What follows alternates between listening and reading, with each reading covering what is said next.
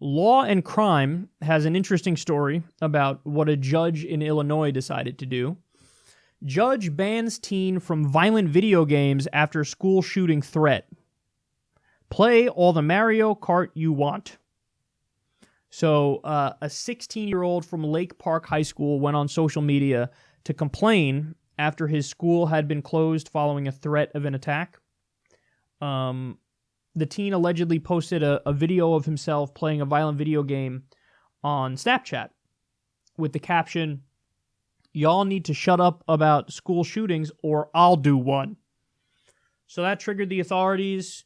In response to that, he was arrested, and Judge Robert Anderson put him under house arrest and issued a court order to give his phone to his parents and to stay away from violent video games. So, on the one hand, I'm happy that somebody took note of the fact that this kid was doing a school shooting threat, because that's what the other guy did, Nicholas Cruz. Nicholas Cruz posted on YouTube under his name, I'm going to become a professional school shooter. So that's crazy that it's under his name. He said that. You talk to any of the kids in the school, they were like, yeah, that kid was fucked up. We all knew he was going to do something fucked up. So there were all these signs, and they weren't able to prevent it, and he was still able to legally buy a gun. That's the one that really gets me.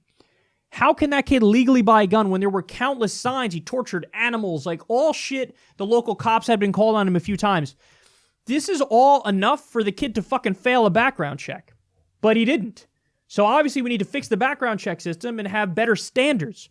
So here you have a kid. I don't know if this kid has a gun, but if he were to try to get a gun, should he fail a background check? Fuck yeah, he should fail a background check. Now, arresting him, I don't know, I guess for questioning, yeah. I guess you arrest him and you question him and figure out if you really think something's going on there. In terms of the banning him from playing violent video games, I don't know how the judge has the authority to do that, but he did it. And I don't know if I agree with that, because you're trying to see a connection where I don't think there is one. There is no connection between violent video games and people doing mass shootings. I mean, that's so condescending and pedantic, and it's an argument of like, well, obviously these kids, if they play violent video games, it's like they can't tell the difference from real life, or it's like a prepper for doing it in real life, but it's not. It's not. Not by any stretch of the imagination.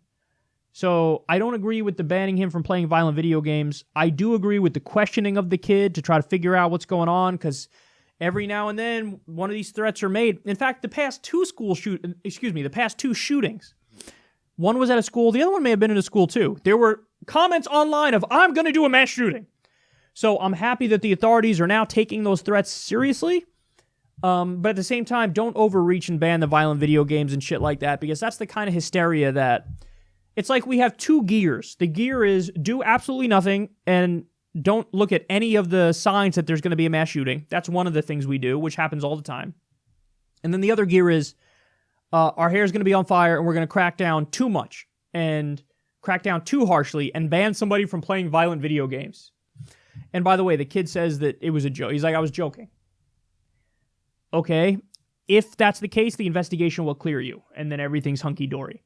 But just a word of caution, man. Listen, don't do that. I just told you, there's countless examples of kids saying, I'm going to do a mass shooting. Then they do a mass shooting. So maybe, pump your brakes on the jokes like that, because people do that. So don't be an idiot. That's all I have to say.